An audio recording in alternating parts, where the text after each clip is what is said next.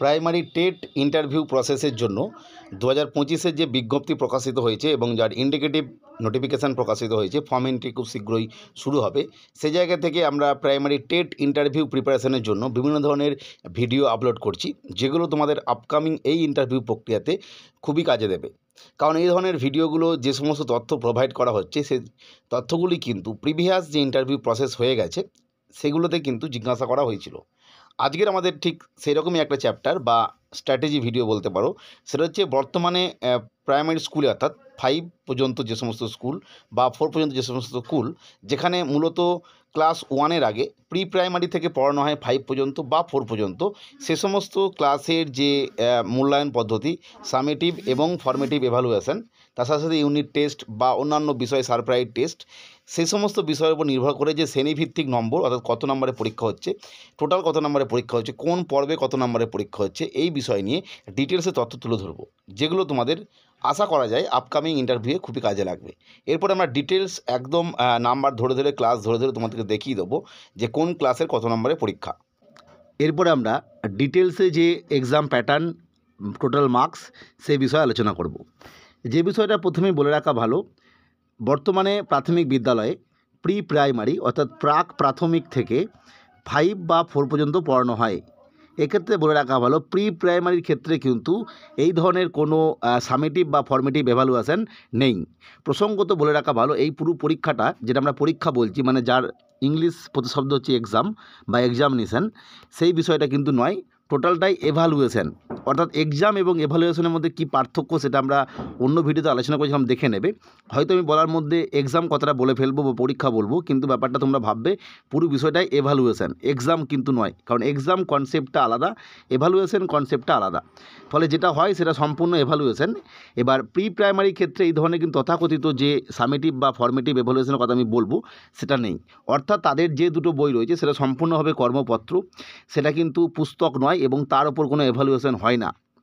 এবার কোনো স্কুল নিজেদের মতো করে হয়তো বিভিন্ন সাবজেক্ট ওয়াইজ বা কিল ওয়াইজ পরীক্ষা নেয় বা এভালুয়েশন করে আর কি। বারবার বলছি, এক্সাম বললেও ওটা এভালুয়েশনই ভাববে, সেই ধরনের এভালুয়েশন করে এবং তার কিন্তু রেজাল্টও তৈরি করে বা রেজাল্টও ছাত্রদেরকে দেয়। কিন্তু বর্তমান সময়ে যে WBBPর যে অফিসিয়াল ওয়েবসাইট বা তাদের দেওয়া যে নির্দেশ, সেই অনুযায়ী কিন্তু প্রি প্রাইমারির জন্য কোনো পাঠ্যপুস্তক বা এভালুয়েশন পদ্ধতি নেই, বা এটার জন্য কিছু পদ্ধতি করতেও হয় না। জাস্ট তারা শিখবে, আসবে, বিদ্যালয়ে আসবে, পরবর্তী ক্ষেত্রে ক্লাস 1 থেকে তাদের কিন্তু এভালুয়েশন শুরু হবে। এটা নিশ্চয়ই বুঝে গেলে। নেক্সট 2 নম্বর বিষয় যেটা শিখব সেটা যে 1 থেকে 5 বা 1 থেকে 4 সমস্ত ক্লাসেরই পরীক্ষা পদ্ধতি এক। প্রত্যেক যে ইউনিট বা যে নাম্বারগুলো আছে সেগুলোও সমান, অর্থাৎ প্রত্যেক ক্ষেত্রে সমান, এবং প্রত্যেকের ক্ষেত্রে সাবজেক্টটাও একই, অর্থাৎ বাংলা, ইংরাজি, অঙ্ক, পরিবেশ এবং ওয়ার্ক এডুকেশন, ফিজিক্যাল এডুকেশন, সেটা আমরা ধীরে ধীরে বলে দেবো। অর্থাৎ একটা বুঝলেই সবগুলি বুঝে যাবে, একই বিষয়। প্রথমেই যেটা জানবো, এরপরে দুটো পদ্ধতিতে পরীক্ষা হয় বর্তমানে, একটা হচ্ছে সামেটিভ, একটা হচ্ছে ফর্মেটিভ এভালুয়েশন। প্রথমে আমরা ফর্মেটিভ এভালুয়েশনটা শিখব। ফর্মেটিভ এভালুয়েশনের যে প্যাটার্ন সেটা 2025 সাল থেকে চেঞ্জ হয়ে গেছে, নতুন চেঞ্জেস প্যাটার্ন এসছে। সেটা কি? প্রথমেই আমরা দেখব ফর্মেটিভ এভালুয়েশন 3টে পর্যায়ে হয়। প্রথম হচ্ছে first formative phase, second formative phase বা থার্ড ফর্মেটিভ ফেজ। একই রকমভাবে first summative, second summative, third সামেটিভও আছে, সেটা আমরা ধীরে ধীরে আলোচনা করছি। এই যে প্রথম ফর্মেটিভ ফেজ বললাম, এটা মানে হচ্ছে এটা শুরু হবে জানুয়ারি মাস, চলবে জানুয়ারি, ফেব্রুয়ারি, মার্চ, এপ্রিল, অর্থাৎ এই 4 মাস ধরে হবে প্রথম ফর্মেটিভ ফেজ। দ্বিতীয় যে ফর্মেটিভ ফেজ সেটা হবে মে মাস থেকে, মে, জুন, জুলাই, অগাস্ট, এবং থার্ড ফর্মেটিভ ফেজ হবে সেপ্টেম্বর, অক্টোবর, নভেম্বর, ডিসেম্বর, অর্থাৎ এটা যে ফেজ। অনুরূপভাবে আমরা এটাও ভাবতে পারি জানুয়ারি থেকে এপ্রিল হচ্ছে প্রথম সামেটিভ, মার্চ থেকে আগস্ট সেকেন্ড সামেটিভ, এবং সেপ্টেম্বর থেকে ডিসেম্বর থার্ড সামেটিভ। এরপরে এই যে ফার্স্ট ফর্মেটিভ ফেজের কথা বলছি, তার আবার 3টে সাব পার্ট আছে। একটা হচ্ছে F1A, অর্থাৎ ফর্মেটিভ 1টাকে আমরা যদি F1 ভাবি, F1, তার প্রথম পার্ট হচ্ছে F1A, F1B, F1C। ঠিক একই রকমভাবে সেকেন্ড ফর্মেটিভ যেটা শুরু হচ্ছে মার্চ মানে মে মাস থেকে, তার 3টে পার্ট আছে, F2A, F2B, F2C। এবং থার্ড ফর্মেটিভ যেটা অর্থাৎ F3 যদি আমরা ডিনোট করি, তাহলে F3 মানে থার্ড ফর্মেটিভ, তার আবার 3টে পার্ট, F3A, F3B, F3C। প্রত্যেকটি ফেজের নাম্বার হচ্ছে 60। অর্থাৎ প্রতিটা সাবজেক্ট ওয়াইজ, প্রতিটা সাবজেক্টই, অর্থাৎ প্রথম ফর্মেটিভ ফেজে টোটাল মার্কস 60, সেকেন্ড ফর্মেটিভ ফেজে টোটাল মার্কস 60 এবং থার্ড ফর্মেটিভ ফেজে টোটাল মার্কস 60। এবার এই 60-এর মধ্যে আবার ভাগ আছে, অর্থাৎ F1A তার মার্কস হচ্ছে 20, F2A যেটা মানে F1B যেটা সেটা 20 এবং F1Cটা 20 মার্কস। এবার এটা কীভাবে নাম্বারটা দেওয়া হয়, কখন দেওয়া হয় সেটা আমি বলছি, ভালো করে বুঝে নাও। এটা আমি পূর্বে আলোচনা করলাম, জানুয়ারি থেকে এপ্রিল এটা হচ্ছে প্রথম ফর্মেটিভ ফেজ। তাহলে জানুয়ারি মাসের একদম 31 তারিখ অবধি একটা স্টুডেন্টকে মূল্যায়ন করা হবে। এই মূল্যায়ন পদ্ধতিটা কিন্তু কোনোভাবেই নির্দিষ্ট দিনে কোনো ডেটে পরীক্ষা হবে, পেন অ্যান্ড পেপারের পরীক্ষা হবে এরকমটা নয়। আমি পূর্বেই বলেছিলাম এটা এভ্যালুয়েশন এবং সামগ্রিক এভ্যালুয়েশন, অর্থাৎ কোনো একটা স্টুডেন্ট সে যতদিন স্কুলে আসছে, স্কুলে আসার পর আমি ধরে নিচ্ছি প্রথম ভাষা হিসেবে বাংলার ওপর তার যে দক্ষতা, তার ইন্টারেস্ট, তার রিয়াকশান, প্রশ্ন করার আগ্রহ, বোঝার দক্ষতা, এই সমস্ত বিষয়, পড়ার দক্ষতা, কতটা পড়তে পারছে, কতটা বলতে পারছে, এই সমস্ত বিষয়ের ওপর বাংলার যিনি শিক্ষক আছেন বা যাঁরা আছেন তাদের দেওয়া নাম্বারের ভিত্তিতে 20-র মধ্যে কত পাচ্ছে সেটা লিখতে হবে। কোনো বিদ্যালয় এটা বিভিন্নভাবে করে, কেউ এটা করার পর 20 নম্বরের মধ্যে দেখা গেল 10 নম্বরে কোনো একটা পরীক্ষা নিল কোনো নির্দিষ্ট দিন, আর 10 নম্বর ওইভাবে এভ্যালুয়েশন করলো। কিন্তু বারবার বলছি এটা কিন্তু নির্দিষ্ট দিনে পরীক্ষা হবে এরকমটা নয়। সামগ্রিক জানুয়ারি মাসের যে মূল্যায়ন হবে সেটা 20-র মধ্যে সে কত পাচ্ছে F1A-তে লেখা হবে। একই রকমভাবে F1B-তে সে যে ফেব্রুয়ারি মাস, ঠিক ফেব্রুয়ারি মাস যতদিন স্কুল হবে, যেদিন ছাত্ররা আসবে প্রতিটা সাবজেক্টের কিন্তু এভাবে নাম্বার দেওয়া হবে, কোনো নির্দিষ্ট দিনে পরীক্ষা হবে না, ওই পুরো মাসে তার অ্যাক্টিভিটিটা এখানে লেখা হবে। একই রকমভাবে মার্চ মাসে যেটা হবে সেটা হচ্ছে F1C, সেখানেও 20 মার্কস। এইভাবে কিন্তু মার্কস দিয়ে দেওয়া হলো। এরপরে এপ্রিল মাসে হবে ফার্স্ট সামেটিভ প্রক্রিয়া, মানে ফার্স্ট সামেটিভ যেটা বললাম, এই ফার্স্ট সামেটিভ হবে এপ্রিল মাসে। এখানে মার্কস কত, এখানে মার্কস 20, এই মার্কসগুলো কিন্তু আলাদা আছে, দেখে নেবে। এই 20 মার্কসের জন্য পেন অ্যান্ড পেপারের পরীক্ষা হবে, নির্দিষ্ট দিনের পরীক্ষা হবে, ছাত্রদের সে রুটিন অনুযায়ী যেদিন পরীক্ষা হবে সেদিনই পরীক্ষা দিতে হবে, না এলে অ্যাবসেন্ট হয়ে যাবে। কিন্তু ফর্মেটিভের ক্ষেত্রে কিন্তু অ্যাবসেন্টের ব্যাপার নেই, সে হয়তো দেখা গেলো 5 দিন স্কুল এসে জানুয়ারি মাসে, তাহলেও তাই কিন্তু নাম্বার পাবে, তার ওই 5 দিনের যে দক্ষতা সেই অনুযায়ী। এইখানে 20 নম্বরের মধ্যে পরীক্ষা হবে, যে যত পাবে সেটা লেখা হবে। এবার সাবজেক্ট কী প্রতিটা ক্ষেত্রেই সামেটিভ এবং ফর্মেটিভ বা 1 থেকে 5 সব ক্ষেত্রেই সাবজেক্ট একই, বাংলা, ইংরাজি, গণিত, তারপরে হচ্ছে কলা ও কর্মশিক্ষা, স্বাস্থ্য শারীরিক শিক্ষা। একটা বিষয় ভুল বলা হয়ে গেল, সেটা হচ্ছে প্রথম এবং দ্বিতীয় শ্রেণীর ক্ষেত্রে আমাদের পরিবেশ, অর্থাৎ পরিবেশ এবং বিজ্ঞান যেটা, আমাদের পরিবেশটা নেই, সেটা আছে 3 থেকে।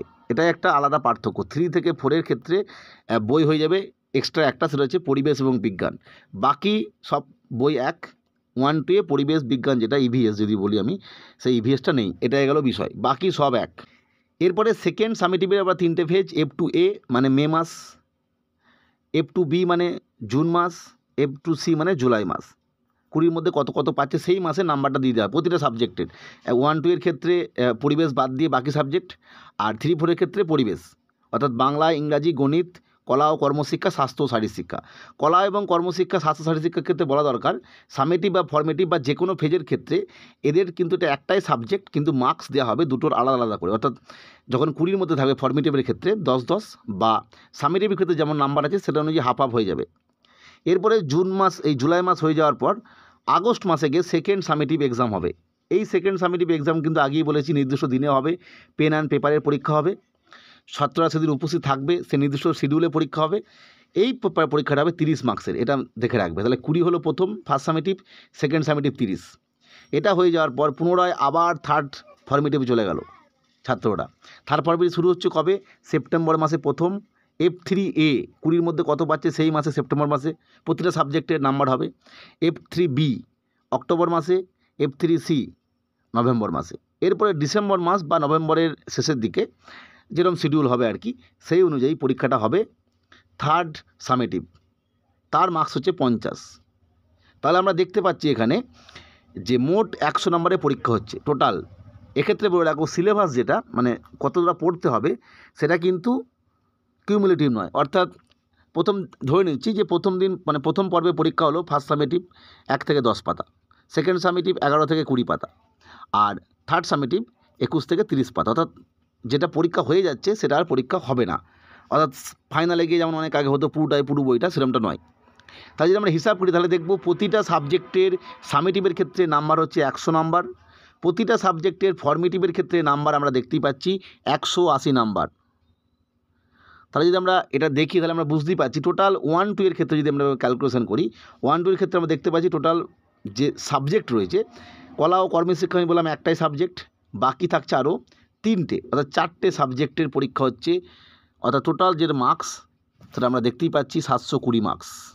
এবং সামেটিভের ক্ষেত্রে 1-2 এর জন্য আমরা দেখতে পাচ্ছি টোটাল 100 মার্কস একটা সাবজেক্টের। সাবজেক্ট আছে একই রকমভাবে 4টে, কলা ও কর্মশিক্ষা একত্রিত হয়ে নাম্বারটা ব্রেকআপ বলে দিয়েছি আলাদা আলাদা করে, অর্থাৎ এখানে হচ্ছে টোটাল 400 মার্কস। অর্থাৎ 1 এবং 2 এর ক্ষেত্রে সামেটিভের ক্ষেত্রে টোটাল মার্কস হচ্ছে 400 মার্কস, 4টে সাবজেক্ট প্রতিটাতে 100 করে টোটালের ওপর। আর ফর্মেটিভের ক্ষেত্রে হচ্ছে 720 মার্কস। এরপরে আমি বললাম 1-2 একই রকম, 3-4-5 একই রকম, কারণ সেখানে পরিবেশ বলে একটা নতুন সাবজেক্ট যোগ হয়। ফলে আমরা যদি 3-4-এর ক্ষেত্রে ভাবি তাহলে সেটা কত হবে সেটা আমি দেখিয়ে দিচ্ছি। এটা একটা 4-এর সাবজেক্ট, মানে 4-এর সেখানে আমি পূর্বেই বললাম একই রকম বিষয়, প্রতিটা ফর্মেটিভ ফেজ 20 করে, মানে সাব ফেজগুলো টোটাল আমার 9টা ফেজ আছে দেখতে পাচ্ছি। মূল ফেজ 3টে, আবার বলছি ফার্স্ট, সেকেন্ড, থার্ড। ফর্মেটিভের কোনো পরীক্ষা হয় না, কোনো তথাকথিত পেন অ্যান্ড পেপারে পরীক্ষা হয় না। তবুও কোনো school unit test, surprise test এগুলোর মাধ্যমে যাচাই করতে পারেন, তার সঙ্গে তাদের এভালুয়েশন করলেন সেই মাসটা, নির্দিষ্ট মাসটা কোন মাসটা আবার বলে দিচ্ছি। F1A মানে হচ্ছে জানুয়ারি, F1B মানে হচ্ছে ফেব্রুয়ারি, F1C মানে হচ্ছে মার্চ। এপ্রিল মাসে ফার্স্ট সামেটিভ হয়ে গেল, তারপরে শুরু হলো মে মাসে F2A, F2B হচ্ছে জুন মাসে, জুলাই মাসে হচ্ছে F2C। এরপরে অগাস্ট মাসে সেকেন্ড সামেটিভ লিখিত পরীক্ষা, সেটা হয়ে যাওয়ার পর আবার থার্ড ফর্মেটিভ শুরু হচ্ছে সেপ্টেম্বর, F3A, F3B হচ্ছে অক্টোবর, F3C হচ্ছে নভেম্বর। প্রতিটা 20 করে মানে 9। এখানেও সেই দেখা যাচ্ছে টোটাল 180 একটা সাবজেক্টের। কিন্তু এখানে যেহেতু 3-4-5-এর ক্ষেত্রে আবারও বলছি আমাদের পরিবেশ নতুন সাবজেক্ট যোগ হচ্ছে, ফলে এখানে কিন্তু মার্কসটা বেশি হবে, অর্থাৎ 180 নাম্বার বেড়ে যাবে। তার টোটাল হবে, আগে ছিল 720, এখন হয়ে গেল 900। সামেটিভের ক্ষেত্রে একই রকম, প্রথম সামেটিভ 20 মার্কস একই রকম, সেকেন্ড সামেটিভ 30 মার্কস এবং থার্ড হচ্ছে 50, টোটাল 100। এখানেও সাবজেক্ট হচ্ছে, যেহেতু আমরা আগেই বললাম একটা বেড়ে গেল পরিবেশ, তাহলে 500 মার্কস। তাহলে 3-4-এর ক্ষেত্রে আমরা দেখতে পাচ্ছি ফর্মেটিভ হচ্ছে 900 টোটাল, আর সামেটিভ হচ্ছে টোটাল 500, যেটা 1-2 এর ক্ষেত্রে ছিল 720 আর 400। তবে এই প্রসঙ্গত আবার বলে রাখি, প্রি প্রাইমারি কিন্তু তথাকথিত নির্দিষ্ট নিয়ম অনুযায়ী কোনো পরীক্ষার নিয়ম নেই, কিন্তু বিভিন্ন স্কুল ছাত্রদের আগ্রহ বাড়ানোর জন্য বা তাদের পড়াশোনার প্রতি আরও আগ্রহ করে তোলার জন্য, অভিভাবকদের বোঝানোর জন্য, সমস্ত অনেক বিষয়ের উপর নির্ভর করে বিভিন্ন পরীক্ষা পদ্ধতি করেন বা পরীক্ষা নেন এবং তার উপর রেজাল্ট দেন, সেটা আলাদা বিষয়। কিন্তু অফিসিয়াল নিয়ম অনুযায়ী যে নিয়মটা সেটা হচ্ছে এইটা। যাই হোক, পরবর্তী আপডেটের জন্য চ্যানেলটিকে সাবস্ক্রাইব করে রেখো। ভিডিওটি দেখার জন্য প্রত্যেককে অসংখ্য ধন্যবাদ।